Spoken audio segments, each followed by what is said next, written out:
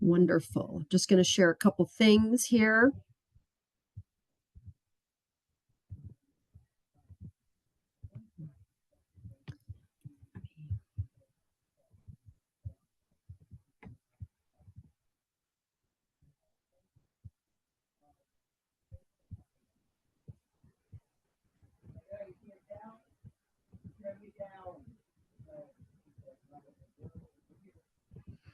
Zoom and I are not cooperating well today. Let me get this. Sorry about that, you guys. Wonderful. Well, welcome to our amazing webinar today. This is super exciting. We're going to be talking about ag technology, which is the future for us in agriculture. Today we have Ali Reitz, the program manager of GBeta on, Max Knight, the CEO of Rooted Robotics, Sarah Hinckley at Barn Owl, and Ahmed Hashem, the CEO and founder of Agroptics. Just a couple reminders when our presentations are going on. Just mute your microphones. This helps eliminate the background noise. We welcome and encourage questions. Just raise your hand or type it in the chat, and I'll be monitoring that, so we'll make sure it is addressed. And we're going to be asking for questions after each speaker and again at the end. So please, we want to hear from you. We're so excited you're joining us. And if you do have a question after the webinar, feel free to reach out to the speakers directly or contact me, barb.howe@state.co.us. And thank you so much for joining. Well, I'm going to stop sharing.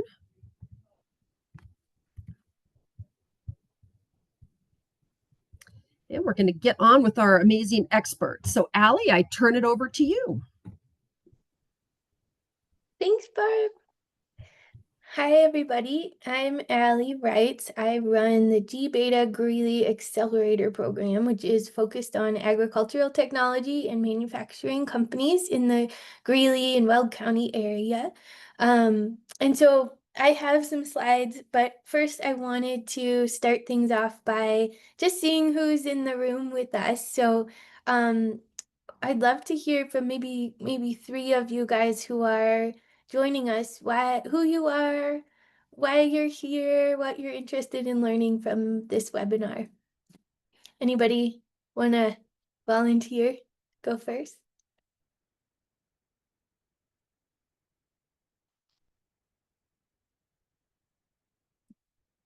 Well, let me pick the first. Ruth, you were our first to join. Do you want to tell us why you joined today and what you'd like to learn from these folks?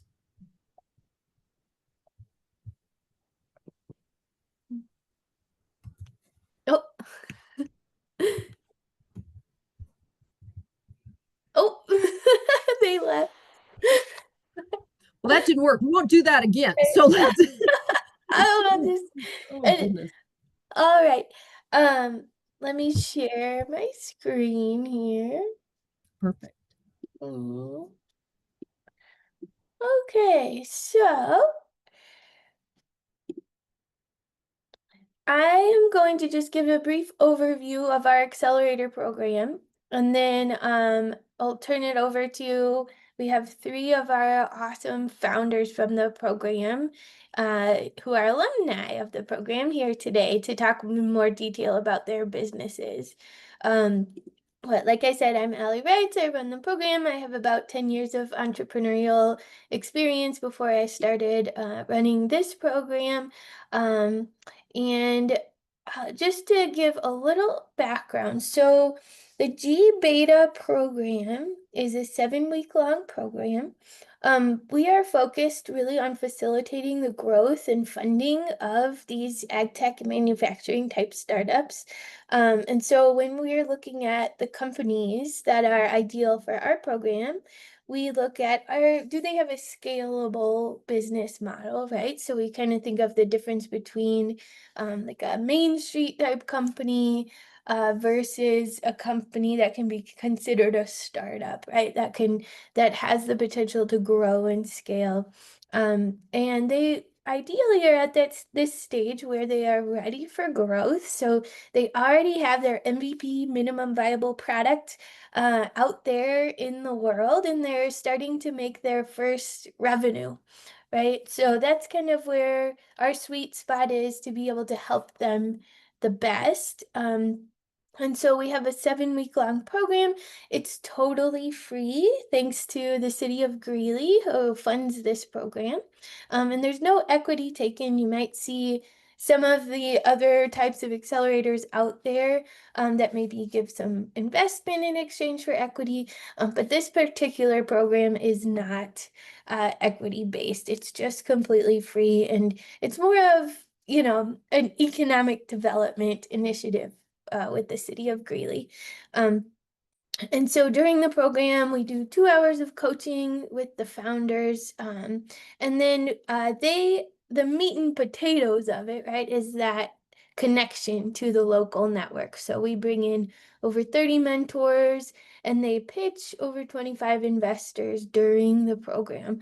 And this has led to some really awesome results from our program, even in the first 2 cohorts that we've had so far. We've had local angel investors actually invest in these companies, which is really exciting.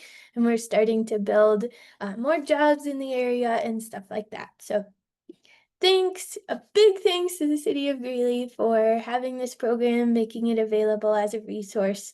And then, like I mentioned, so this program is actually run by a venture capital firm called Generator. And Generator they started in Wisconsin and they said, why don't our startups have the same access to capital as Silicon Valley in New York City, right? And so their real mission is to partner with these kind of smaller communities in these flyover states to really help those communities invest in themselves by supporting more of these startup type businesses that have the potential for bigger scale, more job creation, and bringing more wealth into the community.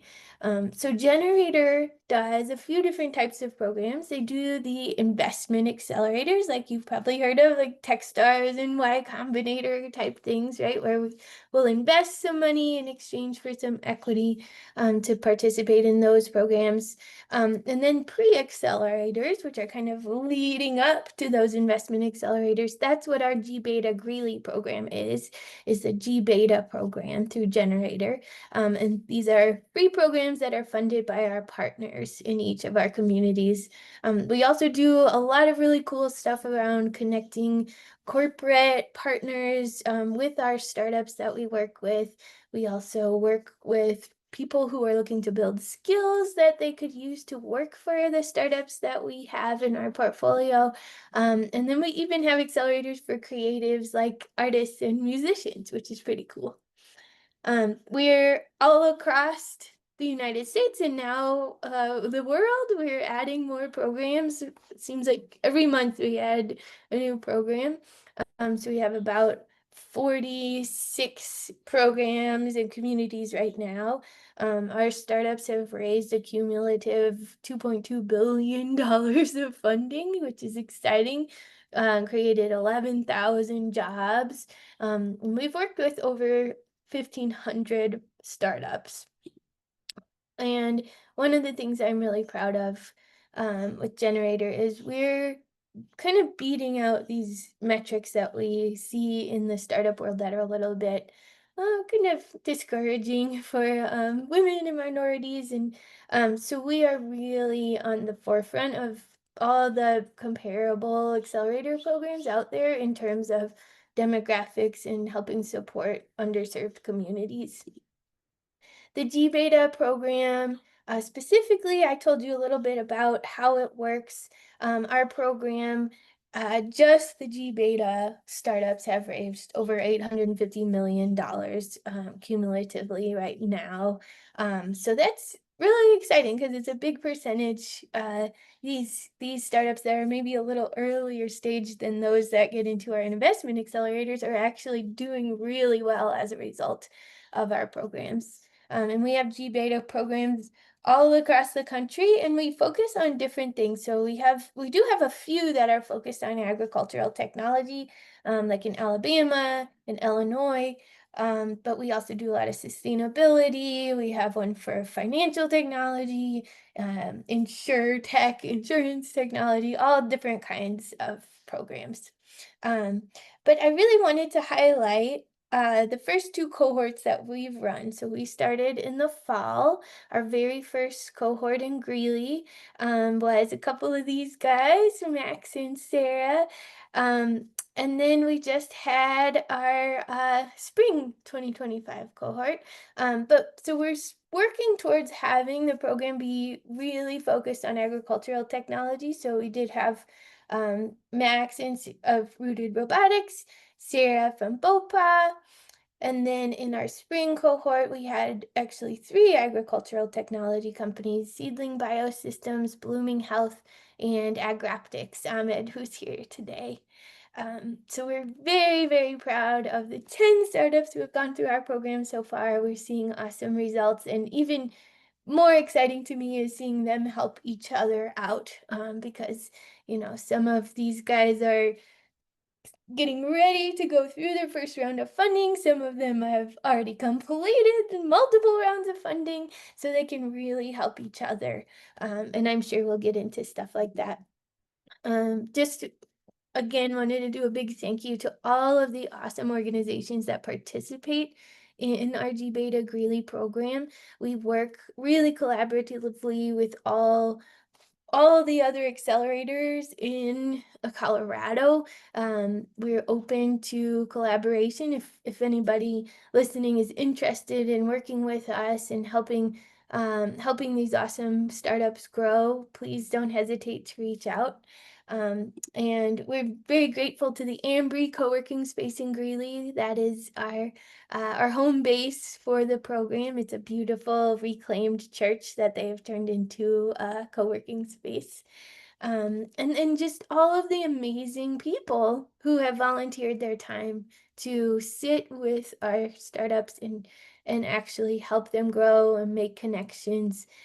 This is the meat and potatoes of the program. Like I said, this is really where the magic happens. So thank you to the wonderful mentors and investors who have come participate in our program.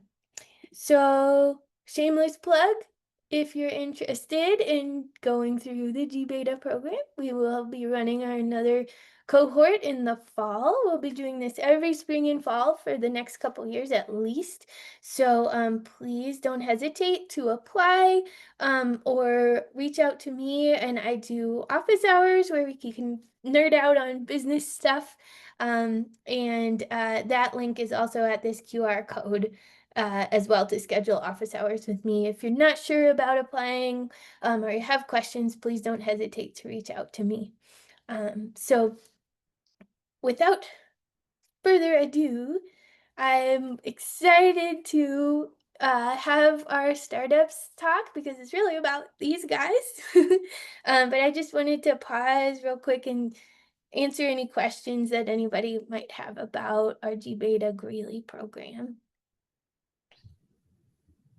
Yeah, excellent overview, Allie. Thank you for taking your time because it's such a great program you're doing. Thanks, Barb. Then Any Barb is questions? actually, Barb from Colorado Proud is actually one of our mentors. She came and mentored for this spring cohort. So thank you, Yeah, Barb. it's a very neat organization that you're doing. So, well, I'm not seeing any questions. Guys, feel free. I'm monitoring the chat, and put your hand up. No worries. Well, wonderful. Well, don't hesitate if you think of something later for Allie. We can always get her attention. Don't worry about that. Well, let's start with our amazing founders. We're going to start with Max with Rooted Robotics. All right, can you hear me? All right. And you see the screen that says Rooted Robotics, right? Not the one that says Zoom. Okay. Just wanted to make sure. Yeah, so my name is Max Knight. I'm the co-founder and CEO of Rooted Robotics. We're based out of Boulder, Colorado. I originally started the company in 2021, and when we started the company, we were actually building our own indoor farm. And we were developing a lot of technology in-house for our own farm because of how much labor it was. And another issue that we ran into was that a lot of the equipment that was available for our industry, and this was specifically indoor farming, which is pretty different from doing things outdoors. But for the indoor industry, a lot of the equipment that was available was very expensive for the scale that we were at, because we were a pretty small operation. And so we designed a lot of our own equipment, because most of my team is engineers. And what we decided to do almost 2 years ago was pivot the business and decide to focus on sharing the technology that we developed, because we weren't the only ones facing this issue. We met a lot of other farmers within our industry that kind of had a similar issue, where they were big enough to where they needed automation and they needed things to help make things more efficient, but they weren't big enough to afford a lot of the equipment. And one of the reasons for that is that within our industry, most of the equipment comes from Europe. And in Europe, they, especially in the Netherlands and Spain and Italy, most of the systems are really designed just for very large scale farms. And so what we've designed is really these more affordable systems. And I'll get into this in the slides, but our machines can be as much as about 20% of the cost compared to some of the competitive products. So yeah, and the whole reason I got into this in the first place, because I'm a city kid. I grew up in Brooklyn, New York, and the reason I even got involved in agriculture was that I learned about some of the challenges that agriculture is facing. So we focus on leafy greens, so that's kind of what I'm going to focus on here. But when you look at the leafy greens industry, the vast majority of things are grown in the field. So only about 5% is done in controlled environment in greenhouses or vertical farms. And so the vast majority of it is grown in the Salinas Valley in California, as well as Yuma, Arizona. And one of the challenges that these areas in particular are facing is that they both have soil that's really being affected by salts for different reasons. So in Yuma, Arizona, the Colorado River is there's less and less water available. So they used to be able to just flood the fields and flush out a lot of the salt that gets left in the field from fertilizers. And they're not able to do that nearly as much. So the fields are accumulating a lot of salt, and it's causing more and more challenges for their ability to keep up with the same levels of production that they were doing, for decades at this point. And in the Salinas Valley in California, face a similar issue for different reasons, but they're also ending up with a lot of salt in their soils because they're actually near the ocean, and the aquifer, the groundwater that they're pulling from, is getting infiltrated in some cases with seawater. And so for different reasons, they're both struggling to keep up with that demand. And so, we definitely saw this during the pandemic, but in some cases, I think there was famously a case where, I don't know if it was McDonald's or Burger King, but they were starting to use cabbage instead of lettuce. So those are like among the things that you might have seen to become like familiar with this issue. But anyway, overall, we don't see this issue going away. And so, my mission with this company is really to lower the barrier to entry for farmers to get into controlled environment, whether that's greenhouses or indoor farms. And that's really our goal is to create that bridge, because it's really tough to start a business and go from zero to a very large business where you can afford a lot of the great technology that's coming out of Europe. So we really want to create that on-ramp where farmers can start small, use our equipment, get bigger, and then eventually, get to the scale where it starts to make sense to maybe use our competitors' products. But, ultimately, we really want to help the industry grow. I guess I already covered a lot of this stuff, but if you look at the equipment that's from our large European competitors, it's very large in terms of footprint. It's obviously expensive, and it just doesn't make sense unless you're a very large farm. You also generally can't fix these machines, so we're big proponents of right to repair, and we design all of our machines to be able to for the farmers to be able to make their own repairs. That's really important to us. One of the things that we see with our competitors that we're not big fans of is that you almost always are forced into some sort of service contract, we do service contracts, but we're not forcing anyone into them. And ultimately they lead to downtimes. A lot of the times, if you're working in one of these big farms and your machine goes down, you have to wait a week for someone to come out from the Netherlands, and that can cause huge problems in these businesses. So that's something we're really trying to combat with the way that we're designing the machines, and making sure that our supply chain is robust and all of that. The other thing that you'll also see when you're designing a line of automation, so when you have multiple machines doing various processes, is that almost in every case, if you have 4 or 5 machines in that process, those are generally going to be from 4 or 5 different companies. And so you generally, on top of the cost of the machines themselves, you're going to also have to pay another company to make sure that they're compatible. So those are called integration companies, and that again is just going to price out those small farmers so that they're really not able to do any of this automation. They get squeezed out of the market.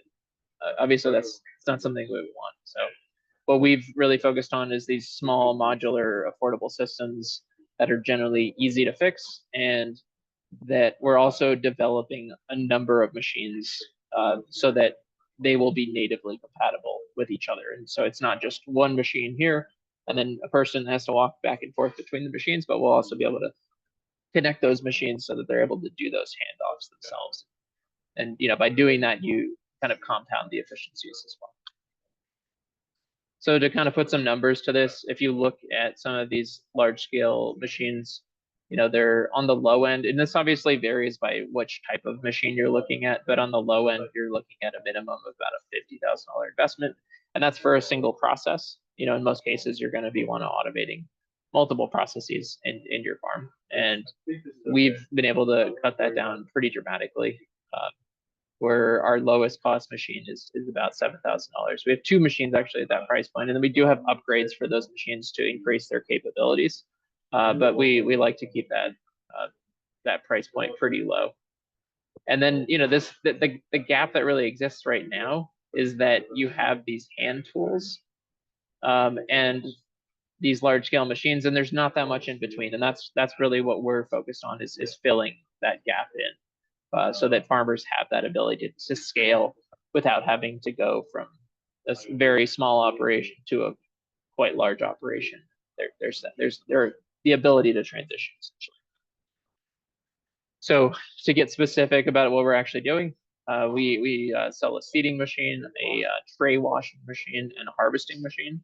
So we have basically designed all of these machines around an industry standard tray. Ultimately, we have to design around the plastic that people are growing in. So this is a 10-inch by 20-inch tray. A lot of people start their nursery crops in these in field agriculture as well. So and even gardeners use them, so they're super common. Our machines are speeding up processes pretty dramatically. They're increasing consistency, which leads to higher yields. So with our seeding machine, for example, your seeds are distributed very evenly, then your plants aren't going to be crowding each other out. And so you're going to get better yields. And then even with the harvesting machine, if you're cutting in a very consistent manner rather than using scissors, you're just going to get more product that actually makes it into your packaging, rather than even if you're growing in the same conditions. Yeah, our revenue model is pretty straightforward. It's transactional.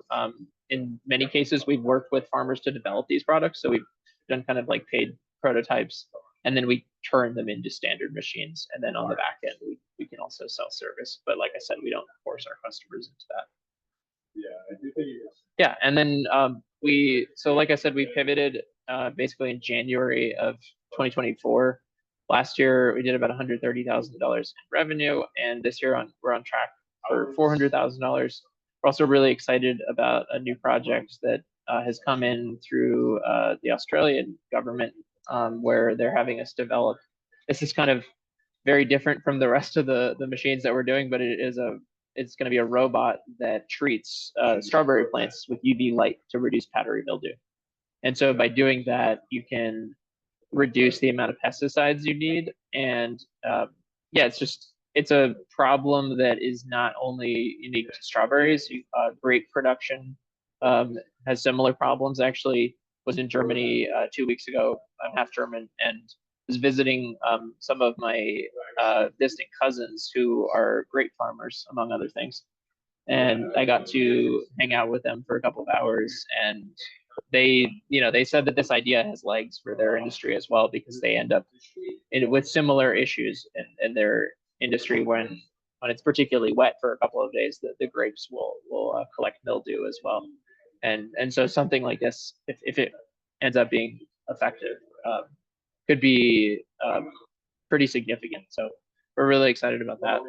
But yeah, I think overall, our mission with this company is really to accelerate the adoption of controlled environment agriculture, because we think it's going to be a critical part of the mix in terms of how humanity is going to continue to feed ourselves with this growing population. And ultimately, we're really passionate about making sure that there is that on-ramp for smaller farmers to get involved in these types of businesses, and that the industry doesn't only end up being these massive companies. So yeah, that's me. Reach out to me on LinkedIn. You have my email here. So yeah, that's all I got. Well, that is really cool. Does anybody have any questions for Max?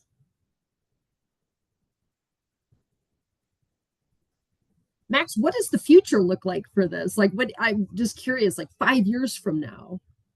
Sure.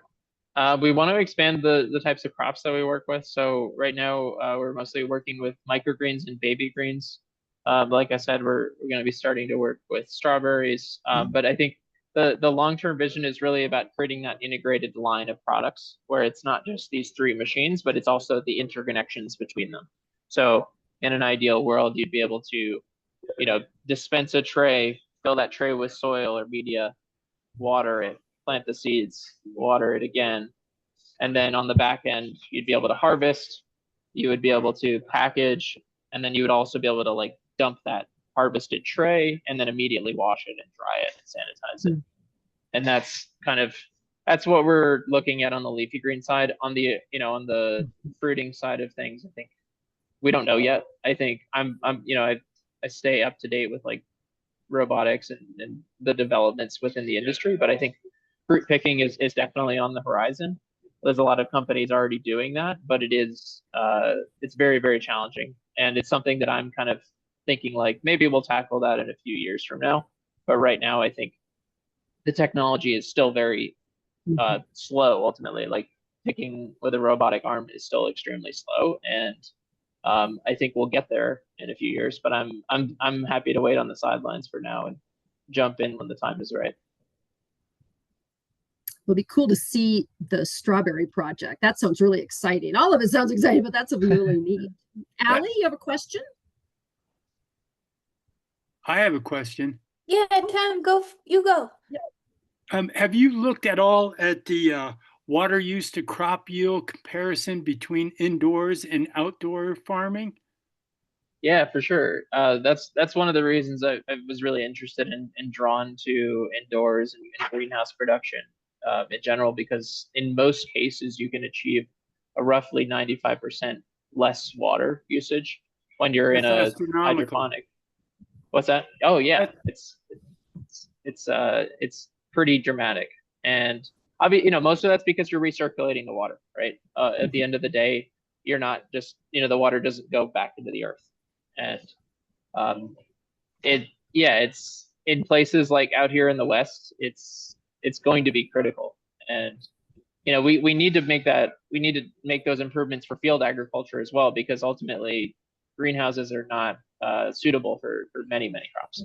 And so for me it's never like greenhouses or indoors like versus outdoor agriculture, but obviously for certain things it's a great way to grow. Thank you. Yeah, of course. Tom. Other questions for Max? Allie, did you have something? Oh yeah, I just could you talk maybe a little more about the feedback that you're getting from the farms that are trying your machines and how it's going? Yeah, sure. Yeah, we're getting a lot of different feedback. Most of it is like positive feedback where they just want little tweaks, where they're like, this is working really well, but it'd be a lot better if it did this or if it did that. And so we're working with the customers to basically make those little improvements to just keep making the product better. And that's been really critical, that we're able to work with those farmers and get that feedback and then, bring that into the next machines. Because yeah, it's, we're not right now, we're not making like hundreds of machines, but we want to work out all of those problems before we get to that point. Otherwise, we end up with a kind of a customer service nightmare. And yeah, so the process has been generally really good. Where we get on calls with them, set up the machine, and then we check in with them a few weeks later and just kind of ask them like, what's annoying about using the machine, like what don't you like, what do you like, and just constantly iterating and bringing that back into the machines. Very cool. Well, great presentation, Max. Thank you. It's very neat Sure. stuff.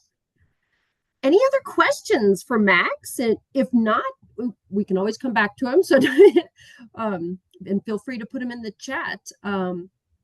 Allie, did you have another question?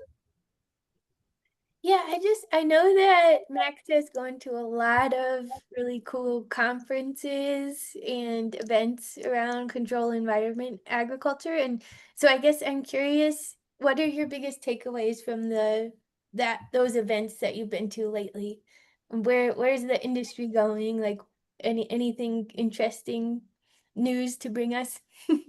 Yeah, I think but so I just got back from Amsterdam a few days, like about a week ago, basically.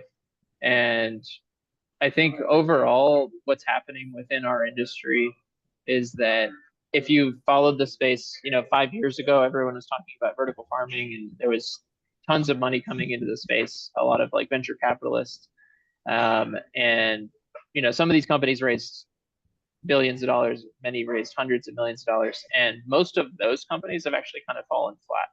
And what we're in this part of the industry where people are getting more realistic, and they're no longer trying to sell some crazy story about like how we're going to grow all of the food for everybody and the next 20 years in greenhouses and vertical farms. And things are getting more honest and real. And I think a lot of the kind of charlatans are gone for the most part, which is good.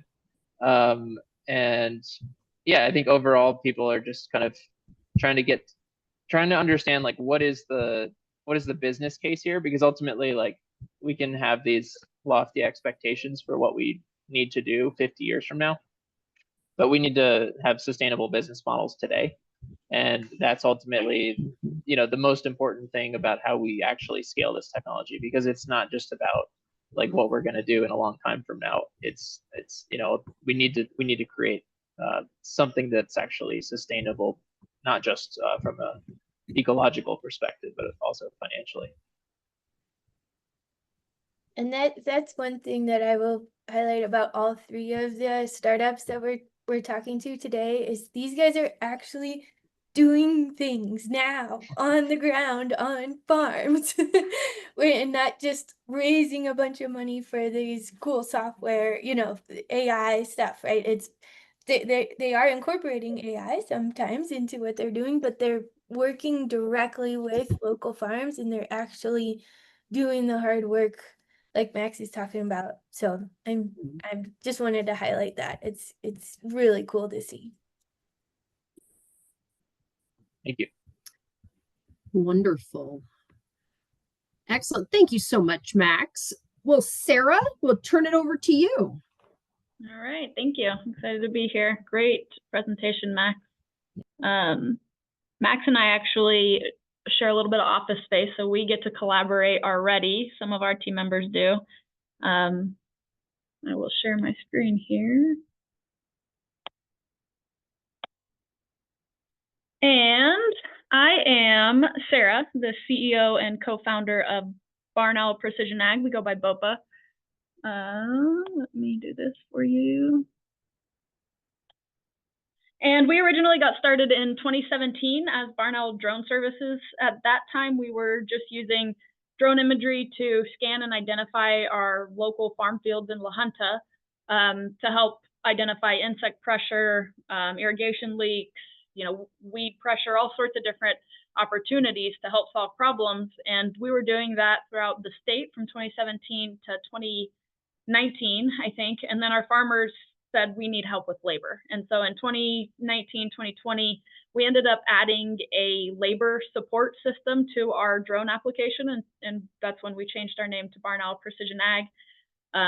And we added the support system, which is a robot. And so we have designed the autonomous nano tractor, which is a small farm robot for precision weeding in between the plants, but it does other things. It does use computer vision to identify the difference between a weed versus the crop that we want to keep. And then we have a mechanical tool that we like, but we can use a sprayer, or we could potentially attach a laser, a number of other things beyond our system. We come from La Junta, and so my family used to own farmland out in Holly way back when. And then my grandmother's side of the family is still active farmers and ranchers in the Midwest, in Missouri, Arkansas, and Tennessee. The reason that we got started in kind of just reconnected to this problem was because my grandparents in La Junta got sick, and Jaron, my brother, was flying drones all over the world for the drone application, and I was getting my undergrad in healthcare, my master's in healthcare administration. And we just decided that we needed to help. Our farmers were struggling, our community is struggling still, and so we decided to combine our experience to see how we could create value for the farm. And so today, farmers are giving us feedback that the ants give them a chance to solve today's issues and then potentially be ready for the next issue that's going to come. Because when we solve pigweed, it's going to be the next invasive species, or whatever insect is going to come and happen next. Then we have some tools that can help our growers. Our biggest problem that we're trying to solve for our farmers in Colorado today is chemicals aren't working, labor's too hard to find, and inflation is destroying our operations. And this is just resulting in lost income in farmers and just leaving our rural communities. So we developed the autonomous nano tractor, and this is it in a sugar beet field in between Sterling and Fort Morgan up in Northeast Colorado. We are doing a mechanical weeding tool here, but they still use their tractor to spray. And so really what we're trying to do is supplement when the tractor, it's been so wet up there, when the tractor can't go out, the ant can. When we need a little bit more precision in spraying than the tractor can offer, the ant can. And so really it's a combination system. Our tool is designed to work between 4 and 6 acres per day, depending on the amount of precision weeding. Now, again, that's to get in between the plants. If we're just right on the side like a tractor is, then we can accomplish a lot more. We can go a little faster when we're towing, like towing a planter or doing some precision spraying, because it just doesn't need as much integration. It's small but mighty, and so you can tow an F-150 on kind of wet ground. You can also tow different types of fertilizers or inputs, and then fill up on field's edge in an autonomous fashion. This is our mechanical weeding tool. So we use computer vision to identify the difference between, and here this is lettuce versus what the weed is. We decided to go mechanical just mostly because it's consistent in its effectiveness. Our tool spins at about 20,000 RPMs, and it can get through late stage weeds like you see here. It can also do some soil removal to get the root of the plant, or we can stay above. So it's up to the farmer. No till, reduce till works for us. And we've designed that because we know that farmers just need different adjustable tools. We are targeting the hand weeding, as that's just what our growers have said is the biggest labor, or is the biggest budget restriction for them. So we're trying to supplement that and not necessarily get rid of all the labor, but at least allow most of it to transition to more complex tasks, irrigation leaks, safety, mechanical fixes, a number of different things that humans just, weeding is not something that humans need to be doing. Our system does also qualify for soil health grants and some other opportunities. So we were working with the STAR program to maybe look at having some units on some acres so that we could start to just understand how the soil health is impacting here. But it's small units, so there is no compaction when it goes into the field. And then, like I mentioned, we can get into the field about 8 hours earlier than a traditional tractor in wet conditions. In 2026, I think we're mostly excited about the Ag Stewardship Tax Credit, and that will probably allow for a lot more farmers to onboard not only our equipment, but other potential options for them to test and trial. And then our system does qualify for the EQIP grants on the federal level as well. We have been on farm for a couple of years now. Last season, we operated a really ugly, just messy robot as a service. The reason we did that is because we needed to answer a number of questions and solve a lot of system related integrations for our technology. And so we didn't want the farmers to have to pay the cost for that. And so now what you see is this is 2 robots out of state on sweet potatoes. This is a robot out in Brighton on lettuce, and this one is over in Grand Junction on the Colorado National Monument, just because we wanted to see how it would operate in the middle of going up the National Monument, and it performed really well. And so when we look at this unit, it has an adjustable wheelbase, so you can get in from 14 inches to 44 inches. You can also remove the leg here and give yourself a little bit different clearance. So you have somewhat of an adjustable height, but we're trying to manage our problems early season. And so really late season applications, we can use other tools other than the ant. And then it has a tractor, just has a 3-point hitch. We have a 4-point hitch for ours. And so you can put different tools. Right here, we have the mechanical weeding tool. Right here, we have nothing. And over here is another mechanical weeding tool. And so you can use this ant to be, to solve a number of problems on the farm. Yeah, we have videos and other things that are available to see on YouTube, but really I would say for us, the best way to see it is just come see it on the farm. So we were a couple of weeks ago, we were over at CSU RDEC, just having a conversation about the TAPS program and some of the dry bean studies and trials that are going out there. But then we'll also be running in sugar beets and edible beans, and we're trying to get back over to the West Slope to do some other trials out there. So if you're interested to see the ant running, just give me a call and meet us at the farm. That's my suggestion. Yeah, that's just so cool. Very neat. Great presentation. Thank you. Does anybody have any questions for Sarah?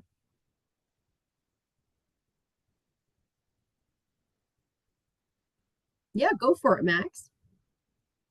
I'm curious, Sarah, like how many different crops you're working with currently, and what the plan is in terms of, because this seems like an extremely versatile system.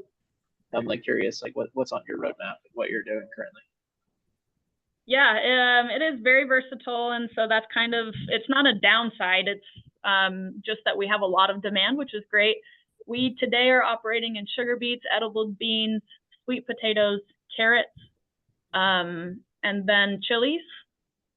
We're doing some work in a couple of other like cotton and things that also don't exist in Colorado, but a lot of our farmers are interested to see how it can supplement other aspects. So in sugar beets, there's generally decent weed control, but we still want to try to save that profit, right? We still want to try to create those profit opportunities with the farm.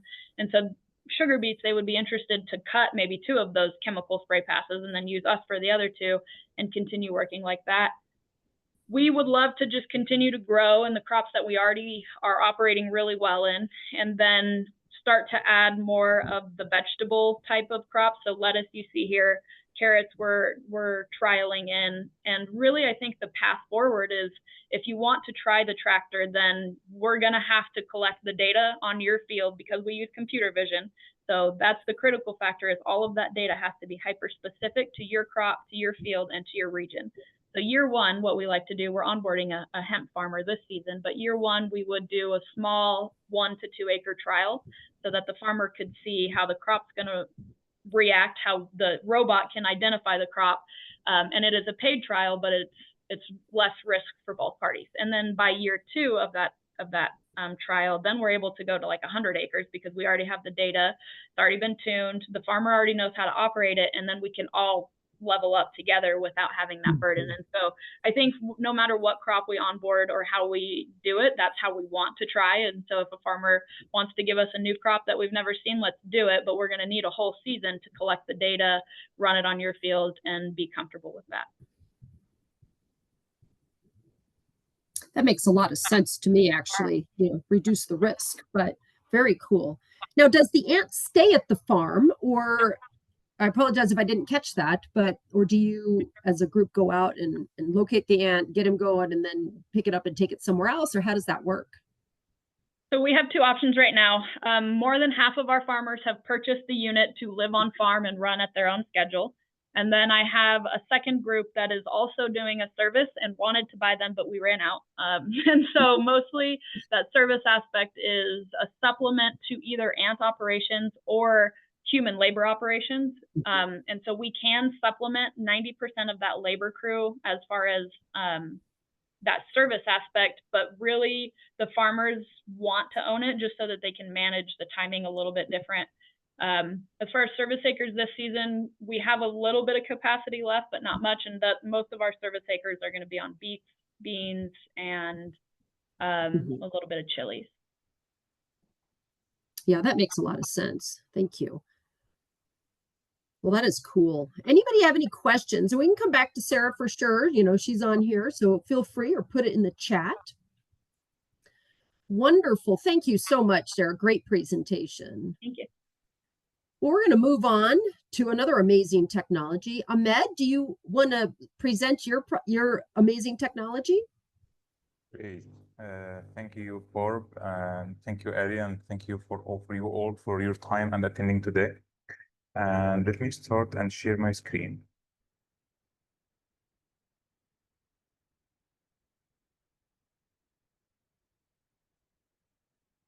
So can you all see my screen okay? Great. Okay, so thank you all for your time, and today I'm going to talk to you all about using remote sensing for irrigation management practices, and a little bit background about myself. We own a small farm, and this is where I grew up, and I was the responsible man on the irrigation management. And my role is to turn on and off the irrigation ditches. And to irrigate 5 acres, I was spending like 2 complete full days. And this triggered me early in life this is the passion I need to help growers to make informed decisions on where to irrigate and how much and when do you need to add the water. And part of the reason for this, from all over the water that's available globally, less than 1% is available for irrigation and for drinking. And second, we are losing every single day 128 billion gallons of water every single day due to irrigation inefficiencies, which means if we do have a problem with the irrigation system, or if we do have adding extra water that the plants doesn't require, which is total like around 50% from the water we are adding, which in turns to be in total not $1 billion annually in terms of direct and indirect losses. So with the problem that we are working on here, that irrigation uses around more than 70% of the freshwater resources. And when I was used to irrigate our farm, I'm using the traditional method. In Tuesday morning, I'm turning on, and then Thursday morning, I'm turning off. No matter what happens, this is my fixed schedule every single week. However, some days the ground is still wet from last week. But this is what my decision making. It's kind of based on the traditional method. And when I see the water in the canal, or I see my neighbor irrigate, or in a calendar method, which in turns to be an annual net loss of around $35 per acre. And this includes water, pumping, labor, and agrochemical losses. So for an average of a 100-acre field, we are looking around $3,500 a year losses. Plus the big technology gap. And what I mean with this, every one of us, we do have a dashboard to manage our health, our accounts, but for the average size grower, the 100-acre grower, they don't have a dashboard to tell them what's happening for the water management, when they need to irrigate, how much is the irrigation uniformity for the system, and what is the actionable items I need to make based on the most recent satellite imaging.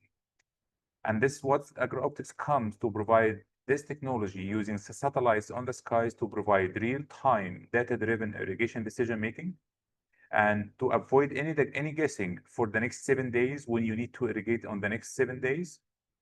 And for defending your water rights and know how much water have been using, we are providing the cumulative water use for each field parcel, and we don't deploy sensors on the fields. So in two simple steps, how it works. First, we are started with the registration and login, similar to your Amazon account or any other accounts. You create your account credentials.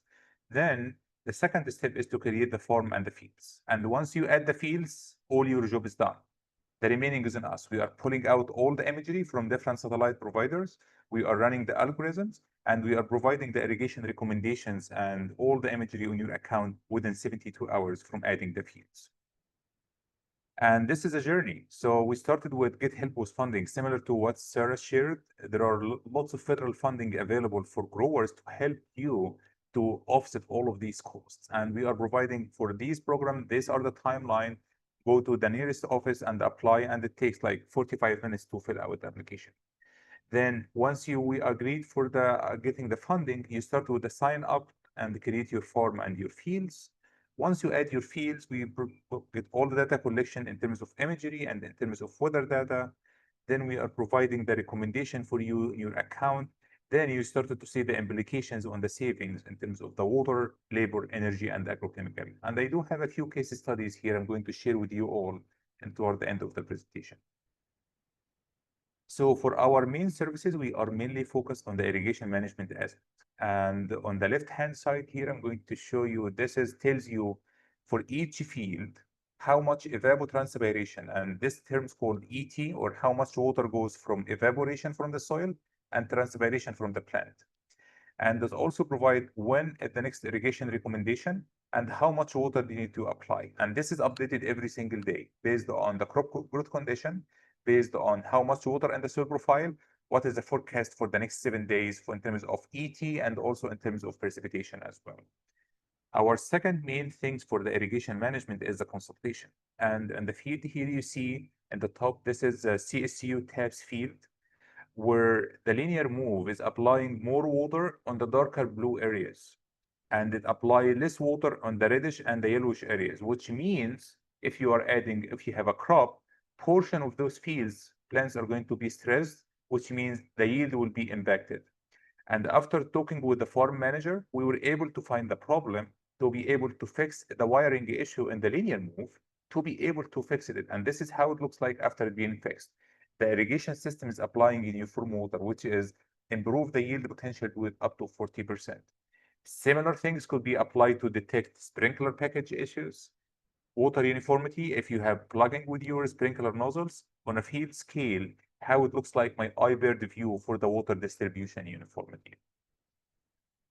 Also, our services can be used for other applications as well, such as agrochemical prescription mapping and weed damage and the pressure and damage assessment. As you can see, like if you can spray 15-20 acres, this red area right there, compared to spray the entire field, or if there is kind of like damage or insect damage or any kind of other damages, in that case, how many acres are under damage to submit my insurance claim.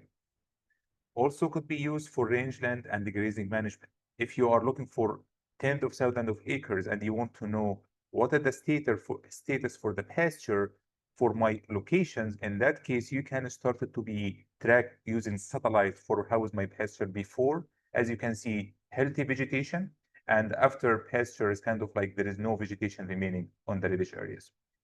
And similar to Google Maps, we are providing Google Maps for growers, where you can load on your phone, on your tablet, the maps, and you can start to walk inside your field to show you where is your locations at inside the field. And as you can see here, the green is good, and the strawberry are like flushy green, healthy, well watered, and managed well with the fertility.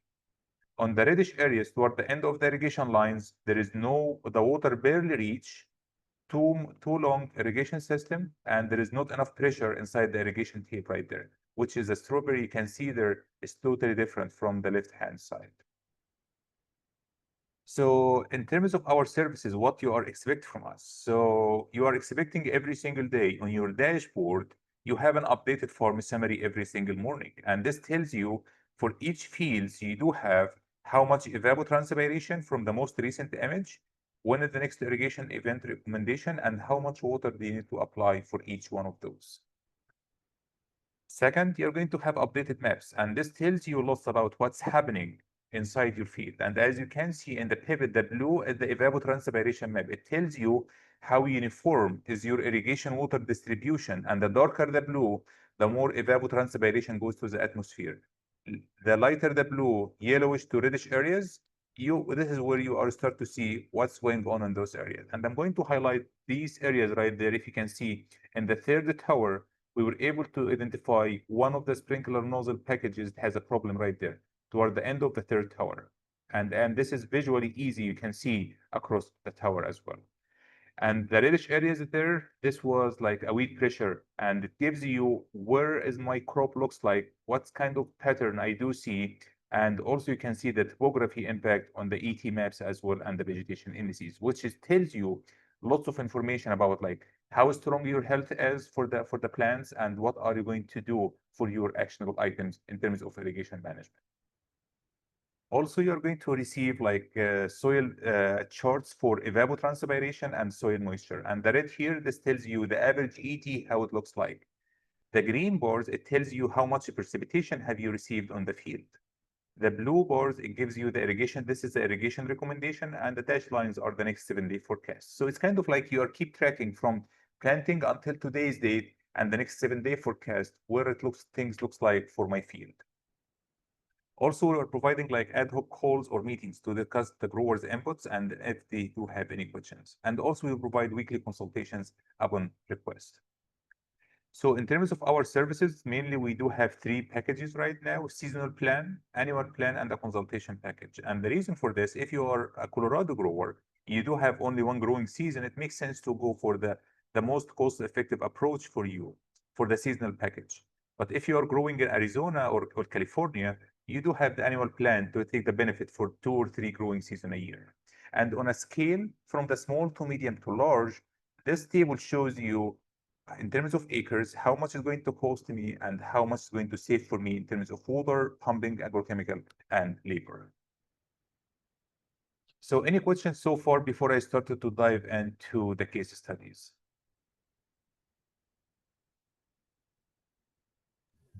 I'm not seeing any right now. Great.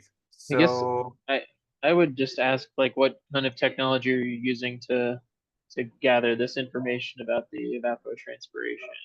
yeah, Like, great what question. that- Yeah, we are using satellite imagery, and also we are using weather data from the COAGMET weather station network, and also other station networks as well. But mainly we are using satellites and weather data, and also we are using like crop growth stages in the back end to be able to see where the crop status looks like and how much water do they use typically in these periods. So let's dive in on the case. Oops, sorry. Oh, I had another question. Can you talk a little bit about how this is different from people who are using drones to get this information? Excellent question. So let me just skip to this slide here. So I moved 2 slides for the soil moisture sensor and satellites. But let's talk about the drones and what are the things. And before establishing the company, I was working as a professor in Arkansas State University in Jonesboro, Arkansas for 5 years. And my role was to use drones, soil moisture sensor satellites to see what kind of scalability, how much is going to cost, and what kind of data can we look for from the 3 different platforms to tell the grower the actionable items for the irrigation management. But let's look here for what is the difference between the drone details or the satellite scale. So the drone, you can capture, while we were flying in Arkansas, up to 300, 400 acres a day. And this depends on the weather data. And for the satellite, you can capture thousands of acres a day. So this is one of the main things, the scalability. The capital investment, 0 with the satellite, and much cost effective with the drones. Like I spent in 4 years, like at closer to $350,000 to cover 700 acres or 800 acres in 4 years. And with the satellite technology, I can use less than $20,000 to do the same thing that I was doing with drones. And the part of the cost for the drones itself, the sensor, the software, the crew, to be able to scale and with the drone operation. The human needs. Minimum, I need 5 trained people. And with the software, with Agro Optics, we are fully automated. Every single midnight, we are doing this process every single midnight. And their goal is by 7 a.m. in the morning, every dashboard for every grower is updated every single morning. The coverage near daily with the satellites. But typically with drones, we were flying like once. If we do have time, we can go twice a week. The deliverables within 4 hours. Typically, the satellite passes during the solar noon time. Images are available on the servers for the company around midnight. Typically, it hits our server at 2 a.m. in the morning, and this is happening every single day. With drones, typically take from us like 2 to 3 days in terms of data collection, data processing, data analysis, and the recommendations. The ease of use, once you create the account and adding the fields, it's done. But with the drones, it requires lots of trainings to be able to give the recommendation to the growers. The resolution, the drones exceed the resolution. You can look for 2 inches, up to 2 inches, but on the same time, I don't look for the every 2 inches of the ground. I need to see how the overall my iBird view over my 10,000 acre looks like near daily. Safety, which is a big thing. Like in Arkansas during the migration, we do have lots of incidents with migration birds and also with air applicators, which is the aircraft that spray chemicals on the airspace. And with the satellite, you don't have to worry about all of this. Maintenance, zero on the satellites. It requires lots of maintenance on the drones. So it's kind of like there are lots of benefits between satellites and the drones. And those are 2 different technologies, but everyone can pick the technology that works best for their application. I hope I answered your question, Ali. Great. Any other questions before I move forward?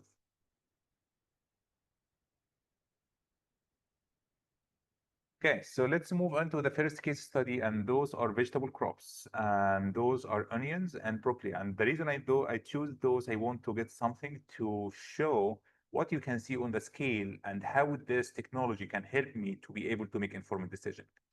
So on the left-hand side, though, this is an onion field, the onion field and the broccoli field. And as you can see right there, this field is kind of like, there are 2 low spots right there. And as Sarah mentioned, if you can take care of the weed early, this will help you a lot during the rest of the growing season. And all the reddish areas there, this was like weed on the field.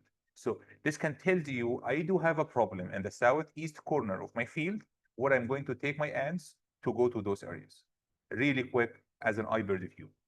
And this low spots right there as well. And there were like another low spots on this area.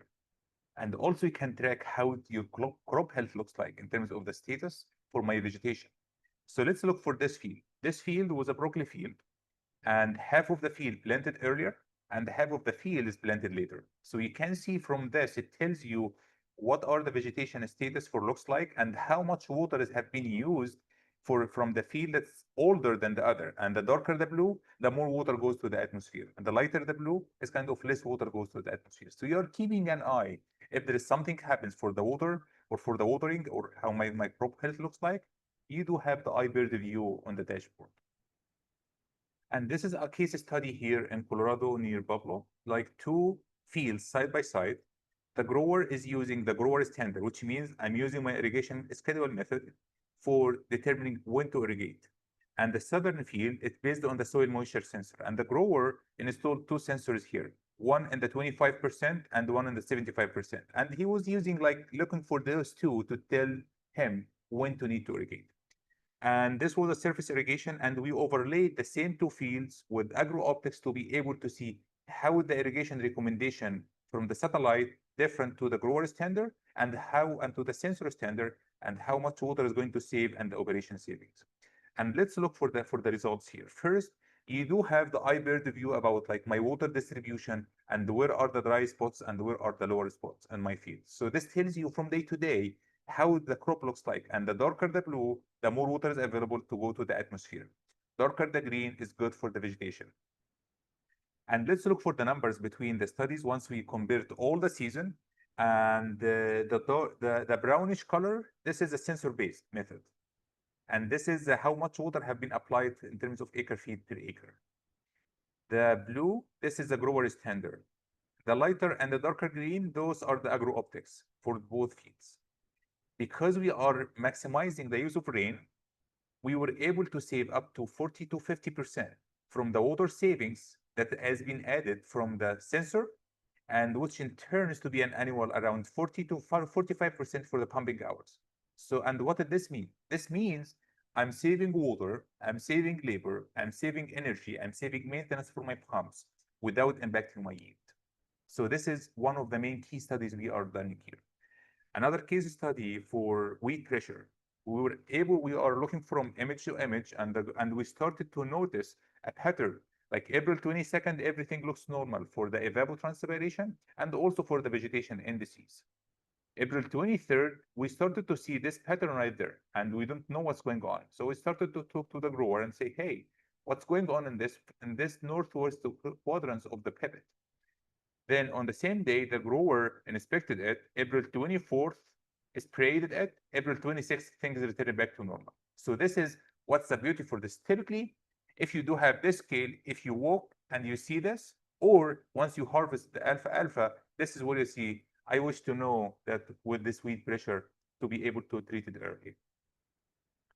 Another case study here for the irrigation system uniformity, and I talked about this. This is a linear move system and the CSU taps. Darker the blue, this were the irrigation system adding more water, yellowish to reddish adding less water. And it was a wiring problem with the linear move. And after it fixed, it's applying a uniform water across the field. Another case study here, this like how much water has been applied by the irrigation system and in different locations. Blue, darker the blue means lots of water available. Lighter blue, reddish, yellowish, this means you have a problem. And this is applicable here in 3 different irrigation systems. On the left-hand side, this is a surface irrigation or flood irrigation, where the longest furrow toward the southwest corner of the field. And the grower has to push lots of water toward the end to be able to make the water reach to the end, but it kills the soybean on the fields in the beginning of the furrows. This is a center pivot where the second and the third tower, it has the wrong sprinkler package. And this is easily to be detected here on the second and third tower. On the right-hand side, this is a subsurface drip irrigation system for one of the growers. And as you can see, we were able to identify a hole on the filter that should filter the water for the drip irrigation. And it caused plugging for the drip tape. And this is subsurface, so the solution for this, we have to dig to be able to fix those. And we were able to identify those areas. We were able to flush the system really well, add some chemicals, and things are getting better. But this tells you, if you do have a problem for the irrigation system distribution inside your field, we will be able to identify exactly where they are, how many acres, and what are the potential solutions to be able to fix this problem. Another case study for the accuracy with the CSU taps, and this is where they do have the sensor on ground sensor, and also we are looking for what we do see from the satellite. So from the blue lines, those are from the sensors, and the orange line, those are from the satellite. So we are capturing closer to near daily what's happening from the sensor, and giving the sensor is only looking for a smaller footprint underneath the sensor. But for the satellite, we are looking for the entire plot or the field scale, and all we are capturing exactly what's happening on the field scale. And I'm going to just mention on the soil moisture sensors, some growers are using soil moisture sensors compared to the satellite. What are the benefits? And the benefits, with the sensor, you are picking a location to be able to take the decision for the entire field or for the sets of fields. With the satellite, you do have the iBird view every single day on your farm. The installation, you don't have to send a crew to install, uninstall, and download the data. The safety for the machine, like in Arkansas, we drove over sensors and metal posts multiple times. The scalability, it's very hard to scale with the soil moisture sensor because it's cost, and not only for the sensor, but for the data management, for the labor, it's kind of like lots of challenges with the scalability. Very efficient in timing, the data is automated, and there is no maintenance, and much cheaper, and the accuracy, we are 90 to 95% accuracy compared to sensors, and also be able to have high quality data on a field and on larger scales. So in terms of what are the growers are seeing based on operation over 2 years right now, and different feedback from different growers. So one grower said, I was walking my fields every single day, like 4 or 5 hours. And this tells me, this saves me free my time around 4 times every day. less energy bills for growers, and fix the irrigation systems. And using the agro-optics technology, we were able to identify 35 fields irrigation infrastructure improvements. The life scouting tool, where you know where are the things I'm going to head in the morning, and the economics. The economics has worked itself using this technology. So in conclusion, we are providing high technology for growers to help with organizations and agencies to have full control of the farming operations, optimize irrigation, reduce the cost, and to promote sustainable agriculture. And then this is my contact information. Let's have a call and or shoot me an email or text, and they will get something to call. And this is a little bit background about myself. As I mentioned, grew up on the farm, and this was the trigger for me early in life to help growers to make the decision making. And have been like 25 years of irrigation experience, and I got my master and my bachelor from South Carolina University and my PhD in irrigation technology from Purdue University, and currently located in Timnit, Colorado, and look forward to have our conversations. And by this, thank you all for your time. Yes, Excellent. Great presentation. Allie, you have a question? Yeah, I wanted to kind of ask a similar question that I asked Max about the controlled environment world. Like Sarah and Ahmed, having worked closely with farmers over the last few years, what kind of trends are you seeing? What are the biggest challenges happening? And have things changed at all since you launched your companies, and what is happening in this world? Sarah, do you want to start or should I start? Go ahead, since you were just up, and I'll follow up with yours. Sure. So when we are talking with growers, we do have the two spectrums. Some growers, they mentioned they do have 1900 wells, which means they can pump 24/7, 365 a day. The limitation for them, the energy bill. This is the limitation. So anything to help them to reduce this energy bill, which could reach up to $20,000 a month.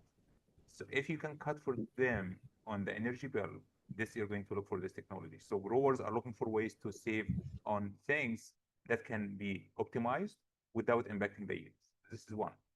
Second, we're working with growers on the western part of the states and in other states, and water scarcity are hitting worse this year. So some of our growers right now, they started to optimize the return for the water usage because they have been asked to cut 15 to 20% of their water. And what they are doing right now, they are assessing the crop health in the different 4 pivot sector. And they say, okay, the northeast quadrant of my pivot, I'm not going to have a return on this. And they start to use the technology to track where they are. This is ready for harvest, and I'm going to cut water when to be able to make the decision to save the water from a quadrant to the other 3 quadrants, to be able to survive until the end of the season. In other scales as well, there are different applications, like working with growers with the irrigation infrastructure. They said, I don't know this technology is kind of exists on a field scale.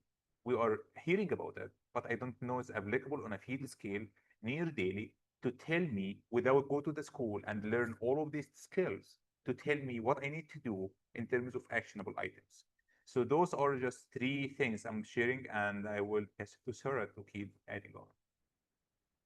Yeah, I think I would probably just follow up with, so Ahmed and I actually have a pretty good mesh, like a combination. I don't use satellite imagery, and so his tool would help and supplement mine really well. But ours, because we're hardware focused, it's just about proving the actual equipment in the field, because farming is hard, right? Being in a farm field is a crazy environment, especially outdoor ag where it changes often and you have weather and things that are just create so many different variables. So for us, farmers are excited and they want the tool and they want it onboarded, but it is just a phased in approach. And I think that farmers are becoming more excited about the tools that are available, the technology that's available, especially as we continue to get it farther down the line, but it's just going to take more time. So. Yeah, good points. Does anybody have any questions for Ahmed or any of our speakers? I guess I'd be curious to know, in reality, what do you think the adoption percentage is likely to be across all your technologies? I mean, 100% would be wonderful, but that could be a little high. So, like, what do you guys think is really realistic? For us, it's very farmer and crop specific, but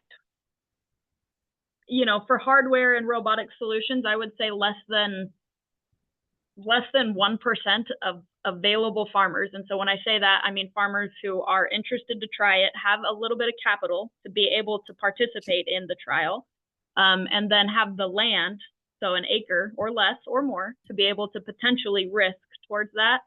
And so I would say, it's probably 0.1% at this point for farm robotics. There are some use cases that are gaining traction. Of course, we all know about carbon robotics. We also know about eco robotics, and those two I think are pretty decent. And then there's plenty of room for other really great solutions to solve problems that are not massive labor or lasers or expensive spray rigs.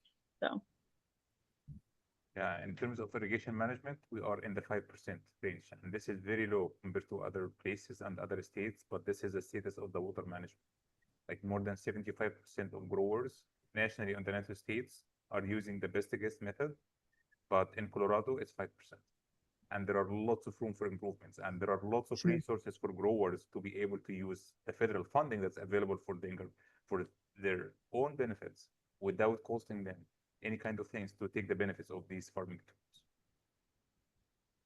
Good point.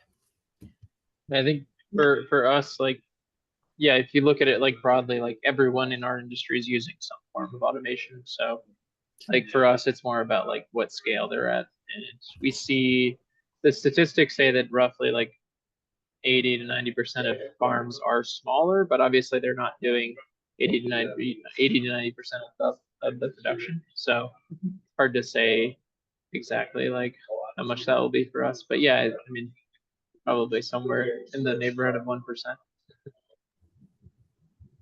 I think it's great. I think every producer out there is facing similar challenges, right? Everybody has their own nuances of challenge and opportunities, but certainly I think technology is the future. So I think they all have opportunities to grow considerably, just depending on maybe what, as Sarah pointed out, specific crops, farms, things like that. But very neat stuff and very applicable. Yeah, Allie.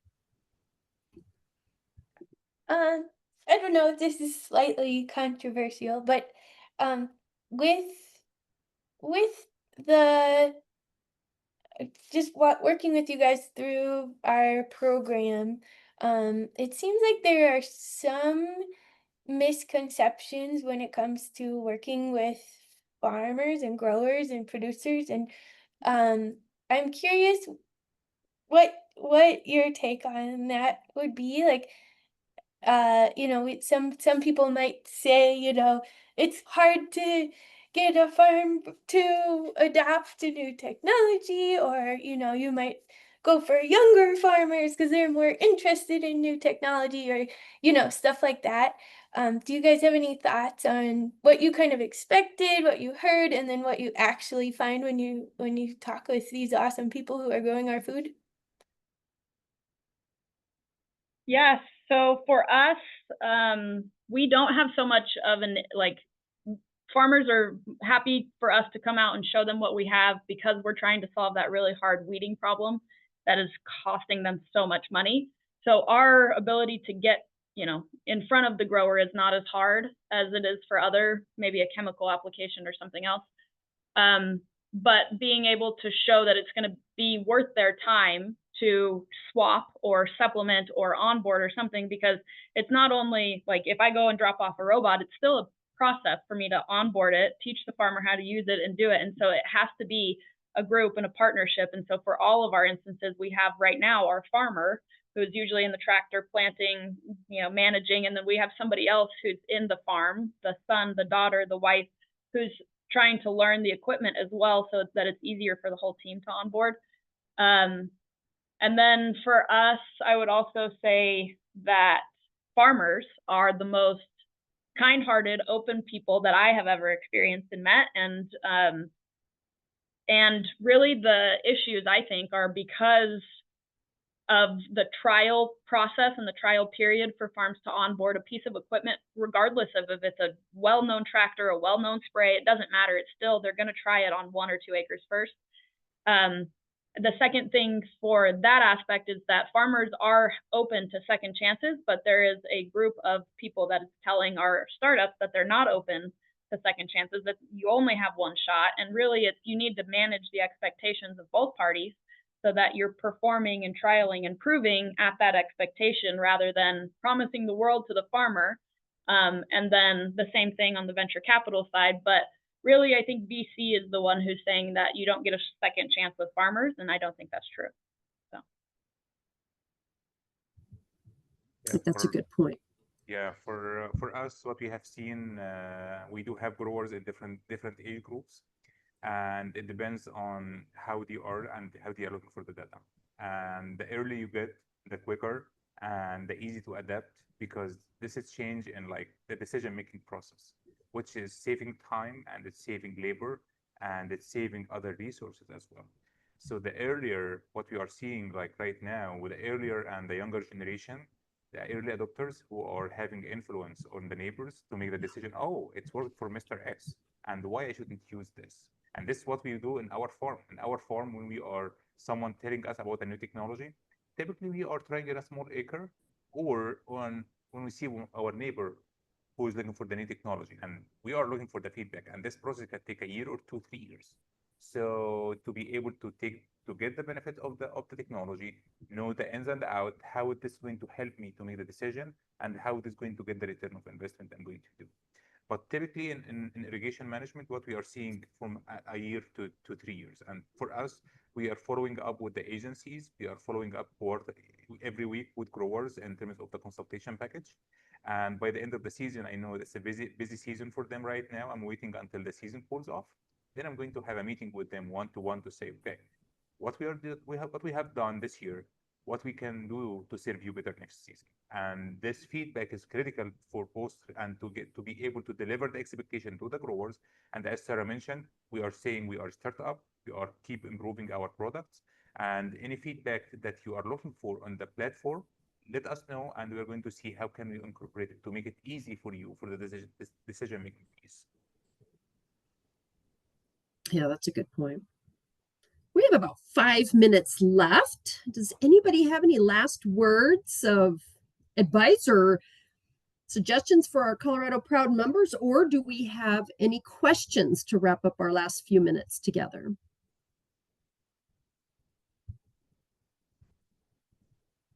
Well, I can't thank you guys enough. I know your schedules are busy. You're right in the thick of your development as well as selling your product and your technology. And Ahmed, thank you for joining us internationally. I know you've had a long trip, so thank you for doing that. And all Colorado Proud members, keep your eyes open for the July webinar, where we'll be talking about Colorado agritourism and the importance that that has on our state's economy and ways to get involved. Well, thank you all again, and I hope everybody has a wonderful day. Thank you so much, Barb and Ali, for that arrangement. thank you. Goodbye. Bye.